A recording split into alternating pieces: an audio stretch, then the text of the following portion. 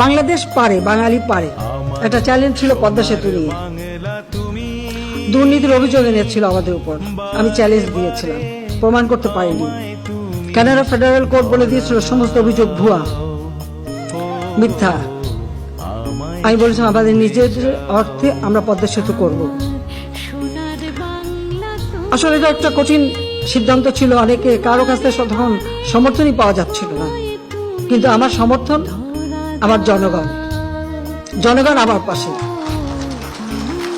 তারা দাঁড়িয়েছিল। আপনারা বিশ্বাস করবেন না, অনেকেই আমাকে চেক পাঠিয়েছে, টাকা পাঠিয়েছে, আপনি পদ্মা সেতু করেন, আমরা আছি আপনার সাথে। আমি ভাঙাই নিচ্ছে, এগিয়ে দিয়েছি, আমরা করবো, ইনশাল্লাহ আমরা করে ফেলেছি। একটা সিদ্ধান্ত, বাংলাদেশের ভাবমূর্তি পরিবর্তন হয়ে গেছে, বাংলাদেশের আত্মবিশ্বাসী, আর বাংলাদেশ কিছু বললে যে করতে পারে প্রমাণ করেছি।